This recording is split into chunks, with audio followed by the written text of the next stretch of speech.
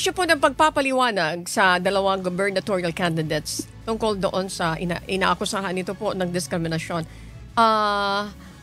Pwede po ba namin malaman kung anong take nyo doon? Ano yung magiging proseso sa investigasyon? Kung talagang iimbestigahan ito, ano yung posibleng parusa kung mapapatunayan mayroon pong paglabag? Thank you so much, Director. Talagang iimbestigahan po ito at batay na nga po sa nabanggit ninyo, sila po ay napadala na pareho ng show cause orders. Nakalagay po doon na sila'y dapat magpaliwanag sa loob ng 3 araw kung bakit hindi sila dapat sampahan ng kaso sa paglabag ng naturang resolusyon na 11-116. Pagkatapos po nito, kung lilipas po yung 3 araw, titignan po yung kung kanilang tugon. Kung ito po ay satisfactory, ito na po ang magiging katapusan ng kanilang investigasyon at dito po ay gagawa ng resolution, yung recommendation, yung task force safe. Kung sakali naman pong hindi satisfactory yung kanilang tugon, ang resolution po ng task force safe ay magrekomenda ng filing ng kaso dito po sa kanila. Una, yung kaso po na election offense na sa paglabag ng Resolution 11-116 at petition for disqualification na rin po dahil na rin po sa naturang paglabag. Ang mangyayari po nito, yung petition for disqualification ay lalagak sa COMELEC Clerk of the Commission at diringgin po ng COMELEC at pangako po ni Chairman Garcia sa lalong madaling panahon bago maghalalan ay re-resolve ito. Yun naman pong ating complaint for election offense. Ito ilalagak sa COMELEC Law Department kung saan ang siyang departamento ay magsasagawa ng isang preliminary investigation. Kung sakali man po na makakita ng probable cause, ang kaso o ang criminal information ay ilalagak at ipafile sa Regional Trial Court kung saan ito po ay diringgin. Okay, so hindi pala ito biro, Director. Mayroon palang disqualification ito kung sakasakali. Director John, mayroon po akong kasama na nasa radio booth ng aking amigo, partner natin si amigo Sherwin. Magandang umaga para sa tanong niyo po kay Director John. Go ahead please. Thank you. Oh yes, Director, follow-up lang po. Meron ho bang naging pahayag na ang yung mga akusadong kandidato hinggil sa issue? Wala pa pong natatanggap ang COMELEC patungkol dun sa dalawang kandidato na yan. Titignan po natin. Dahil meron pong due process, bibigyan natin sila ng 3 araw mula sa pagkakatanggap ng naturang show cause orders. Ayun, sige. Back to you, Annie. Maraming salamat, amigo Sherwin. Sige, Director, sa tatalakaying resolusyon ng COMELEC, siguro pabigyan nyo lang po kami ng counting idea. Pag ganito, ano po yung mga binabanggit dito, even doon sa mga caucus, mga pagkampanya, sa mga sorties, ano po yung pwedeng tandaan ng ating mga kababayan, especially mga kandidato po?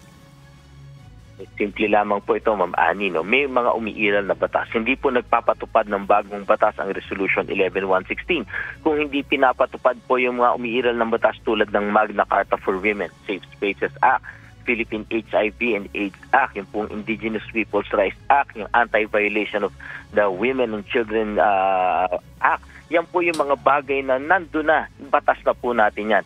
Ang simple lamang po ang pinapatupad na hindi dapat ma-weaponize ang mga pagsasalita, mga kataga at iba pang mga ginagamit na mga terminologies dito sa pangangampanya na magiging discrimination, magiging bullying, magiging harassment sa mga kababaihan at iba pang mga vulnerable sectors natin. So dapat po ang ating mga kababayang kandidato, isipin nila sa kanilang mga ginagawang pananalita, dapat po hindi lumalabag sa batas. Dapat po ito ay puno ng paggalang at respeto sa kapwa-tao dahil may mga karapatan, meron po tayong mga batas na umiiral. Ganun lamang po yan. At sabi nga po namin ni Chairman Garcia, alam nyo, yung pagiging paggawa ng light o kaya po paggawa ng pagpapatawa sa ating kampanya, naunawaan namin yan. Pero dapat merong paggalang, dapat hindi lumalabag sa batas. At higit sa lahat, mag-focus na lang po sila dun sa kinakailangan madinig ng mga tao. Yung tinatawag po nating plataforma de gobyerno at ipakita yung mga solusyon na nais nilang gawin doon sa mga issue ng bayan po. Okay. Once again, Director, ma-emphasize muli natin ito dun sa ating mga kababayan na nakikinig at nanonood. Baka nalampasan nyo ito. Ganon din yung mga kandidato. Anong mga aktibidad muli ang saklaw ng resolusyon? Kampanya, caucus at sortie? Bakit kailangan dinawin o higpitan ang mga patakarang ito po? Tama po kayo. Sa lahat po ng uri ng pangangampanya, whether po yan ay bahay-bahay, whether po yan ay caucus, yung pagpupulong, sortie, yung campaign rallies, lahat po ng uri ng pangangampanya, saklaw po ng resolusyon na ito. Pinagtitibay ng Resolution 11116 na dapat po ang pangangampanya sa lahat ng naturang nabanggit na uri ay dapat may paggalang, may pagsunod sa batas, meron pong karampatang pagtututok doon sa mga pangangailangan ng ating mga kababayan, lalong-lalo na po yung hindi dapat tayo nagbubuli, nang didiscriminate, nang haras, hindi dapat na weaponize po ang mga pananalita para po maging pamamaraan para sikilin yung karapatan ng iba nating sektor. So ito po ang pahayag ng COMELEC, ito po ang trust ng Resolution 11116. Okay. May mga naitalang kaso na po ba ng pang-aabuso sa campaign activities na naging dahilan ng resolusyong ito, Director John Rex? Tama po kayo. Kung matatandaan po ninyo, nung barangay elections, meron pong isang kandidato ang naglabas ng isang jingle na medyo bastos po talaga. Talagang merong sexual innuendo. At dahil po dito, sinulatan po at pinatawag siya ng COMELEC para i-take down ito. At dahil sa pangako ni Chairman Garcia na hindi napapayag ang COMELEC na maulit ito, lumabas para sa 2025 elections ang Resolution 11116. At ito nga po ay nagpapatupad ng iba't ibang batas na paggalang sa kababaihan, Safe Spaces Act at iba pa. Okay. Sa inyong observation po, paano nakakaapekto sa mga kandidato at maging doon sa kanilang mga kampanya ang ganitong uri ng ginagawa nila ng mga kandidato natin na walang pakundangan sa paggamit ng mga ganitong pananalita?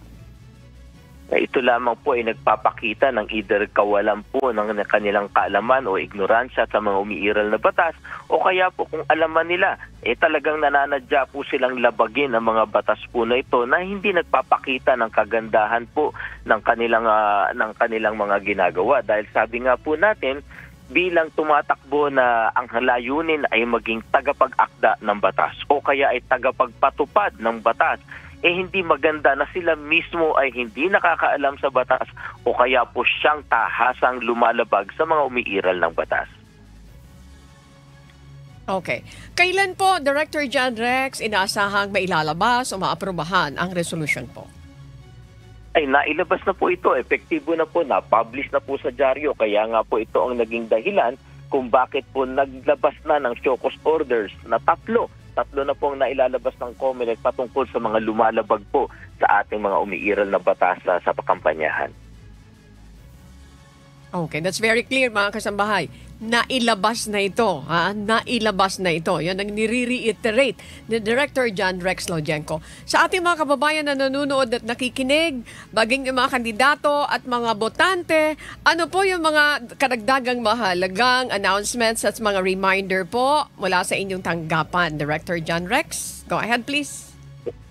Sa ating pangangampanya po, dapat sundin ng mga kandidato ang mga batas, alituntunin para po sa pangangampanya, lalong-lalo na ang fair election sa katigit sa lahat din po, pinagbibigay diin namin.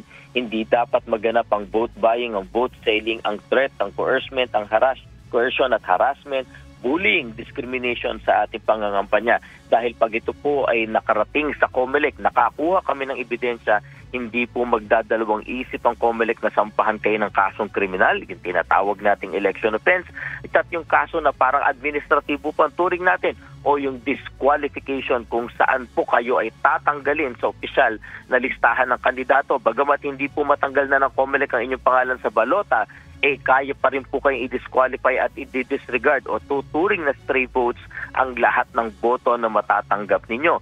Sa atin naman pong kababayan, tayo po ay magsuri sa mga kandidato na nasa harapan natin yung kanilang kinikilos dahil bilang nangangarap na maging tagapag-akda ng batas o tagapagpatupad ng batas, dapat maipakita nila sa atin na sila ang kauna-unahang susunod at tatalima sa mga umiiral na batas. Maraming salamat po.